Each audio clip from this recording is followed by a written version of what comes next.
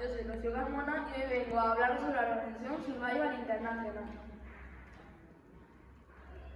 Aquí tenemos el índice, que son los contenidos que vamos a ver durante esta exposición. Vamos a empezar con la introducción, en la que voy a hablar un poquito a lo que se dedica a la organización.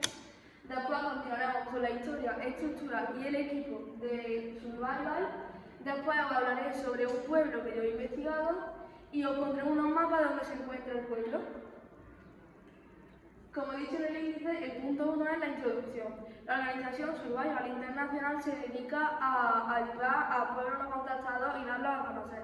Muchos preguntaréis, ¿qué son los pueblos no contactados? Los pueblos no contactados son pueblos que no han tenido ninguna relación o casi ninguna con los humanos. En el punto 2 os voy a hablar sobre la historia de la organización Survival International.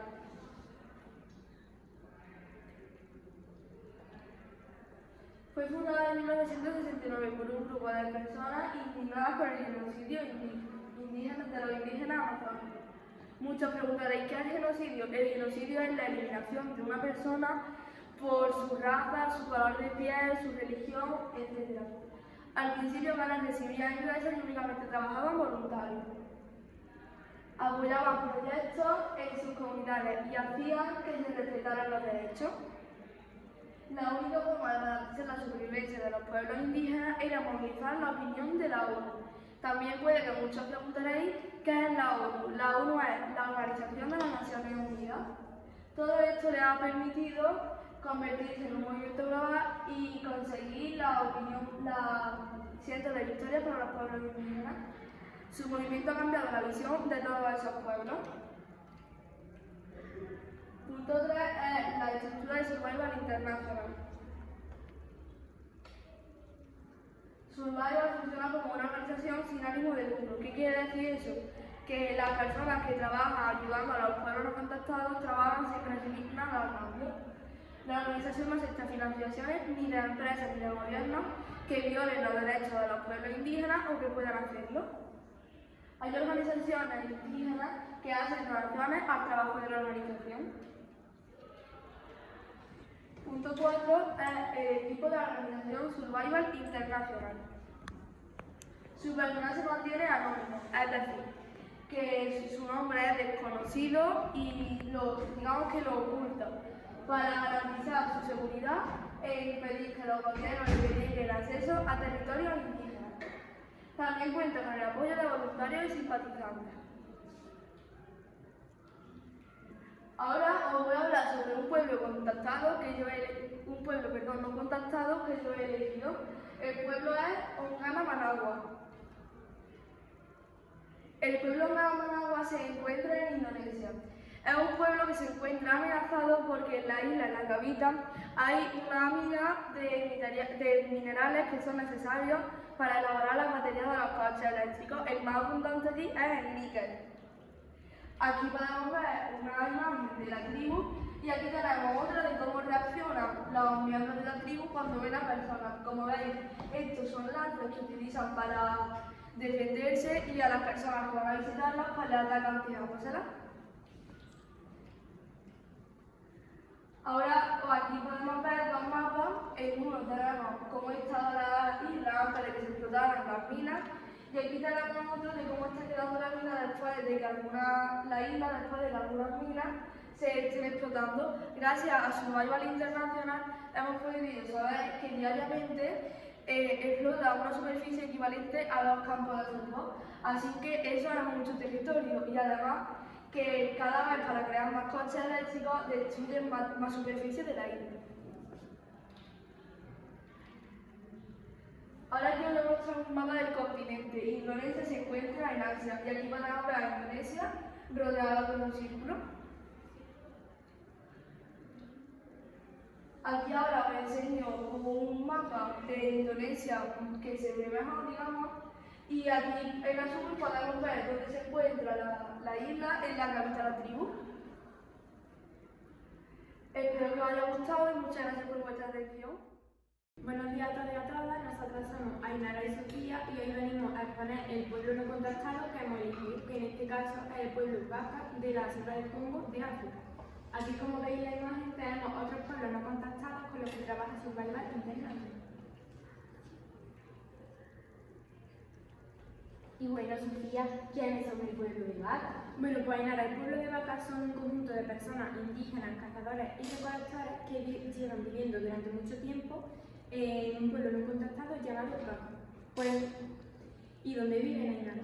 pues viven en la selva de la cuenca del Congo y eso está en África. ¿Y cómo es su forma de vida tradicional? Pues mira, Ainara, su forma de vida tradicional es la caza y la recolección, ya que dependen de ello para poder vivir en la naturaleza.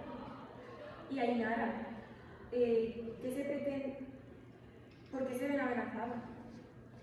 Porque están creando áreas protegidas en sus tierras y para ello no están significando más que tortura, violaciones, asesinatos, etc. Y bueno, Sofía, con esto, ¿qué se pretende hacer con sus tierras? Pues se pretende robarlos para dejarlos sin hogar y que otras empresas puedan seguir con sus proyectos de conservación de la naturaleza, solo que le está perjudicando. ¿Y qué relación existe entre la creación de espacios supuestamente protegidos con la violación de los derechos humanos de esos pueblos? Pues que para crear espacios supuestamente protegidos deben de dotar las tierras de estos pueblos, lo cual hace que se estén violando los derechos de estos pueblos y no sean espacios que están protegidos. Aquí tenemos 3 mapas de la localización del pueblo de Vaca. Aquí, como veis, tenemos África, que es el continente donde se localiza, y donde está rodeado es la localización de la selva del Congo, que dentro está el pueblo de Vaca. Aquí está un poco más ampliado y ahí está más ampliado lo que sería la selva del Congo. Aquí tenemos la geografía para que podáis ver la página web, que es Survival International. Muchas gracias por vuestra atención. Y esperamos que os haya gustado. Hola, buenos días a todos y a todas. Yo soy Elena y junto a mi compañera Carla venimos a presentar nuestro pueblo no contactado elegido. El pueblo que hemos elegido se llama Yanomami y está en Sudamérica. Lo primero que queremos que sepáis es que los Yanomami están siendo asesinados mientras que miles de mineros de oro ilegal están ocupando sus territorios.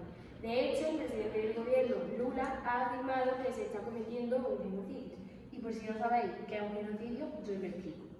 Un genocidio es cuando se matan a personas de diferentes culturas, religión, color, etc. Pero en este caso no es por eso. Lo hacen por intereses económicos como son la producción de madera y la producción de minerales como el oro, como ya he dicho antes. Los Yanomami emigraron hace unos 15.000 años y actualmente su población es de 45.000 personas. Hoy en día el territorio Yanomami en Brasil es de unos 9,6 millones de hectáreas y además viven en viviendas comunales y grandes. Estas viviendas se llaman llanos y llanos.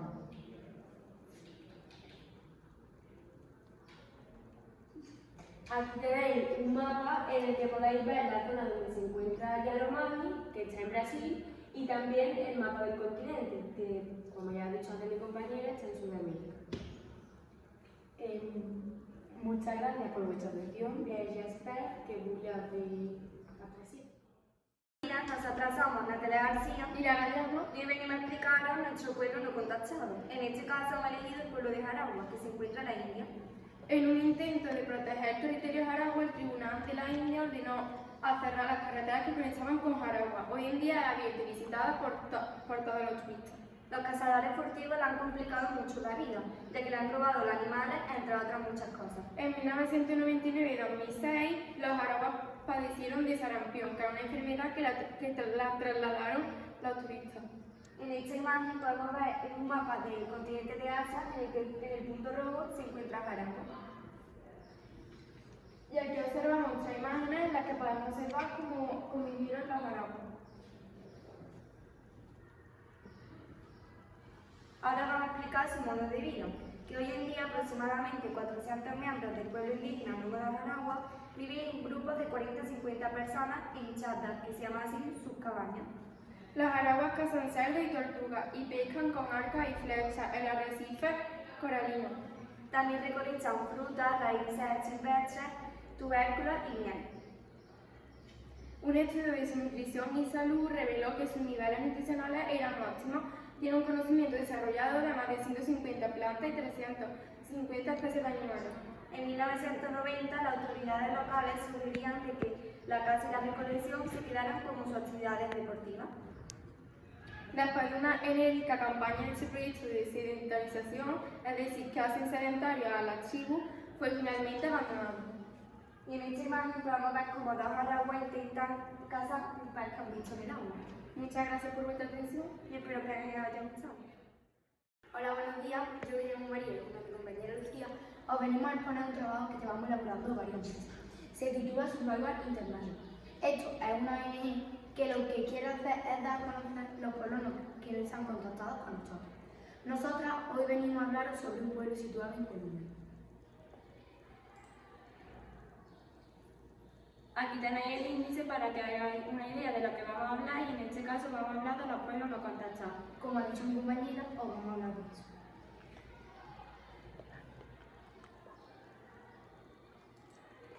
Os vengo a hablar de Nucar, que es un pueblo situado en Colombia. Yo os voy a hablar de su modo de vida. Ellos vivían no solo en un lugar, ellos habitaban en muchos, porque ellos no querían estar toda su vida en un mismo lugar, casa, etc. Ellos estaban o días, semanas, meses en uno y luego se trasladaban a otro. Estos fueron expulsados de su territorio y desde ese momento no tienen acceso a tantas palmeras como antes. Ellos comen diversos tipos de pescado, como tortugas, frutos secos, miel, etc. Los hombres cazan con cerbatanas, en las que insertan dardos con curares, que el curare es un veneno que tiene hasta 5 plantas diferentes. Ahora os voy a explicar yo unas fotos que, como podemos ver aquí, esto es cuando están cazando para comer. Y aquí, como podemos ver, tenemos las casas de este pueblo, que como podéis ver, en el techo son palmeras disecadas. Como ha dicho antes mi compañera, ahora a partir de ahora no tienen tantas palmeras como antes. A continuación os vamos a explicar el contacto de Nucar.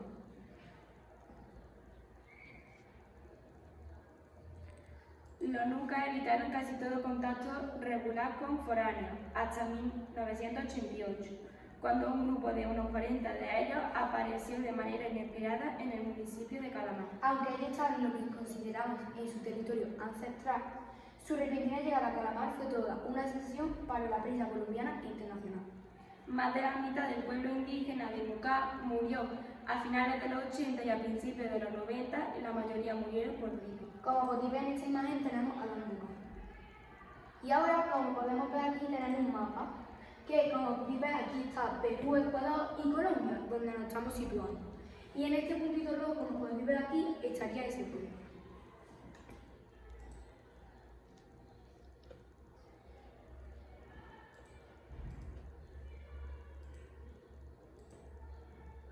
A continuación nos vamos a decir una noticia que ha pasado en este pueblo que nos puede alarmar mucho. Esta noticia nos dice que un grupo armado por colonos se había metido en la selva de Nucar para cultivar cocaína para el narcotráfico. Gran parte de su territorio está sembrado por minas antipersonas. Otros nunca fueron forzados a abandonar el territorio a pedir historia. En 2006 el gobierno intentó trasladar a los Nuca desplazados de vuelta a la selva, pero el lugar escogido a tan solo 14 kilómetros de San José era demasiado pequeño.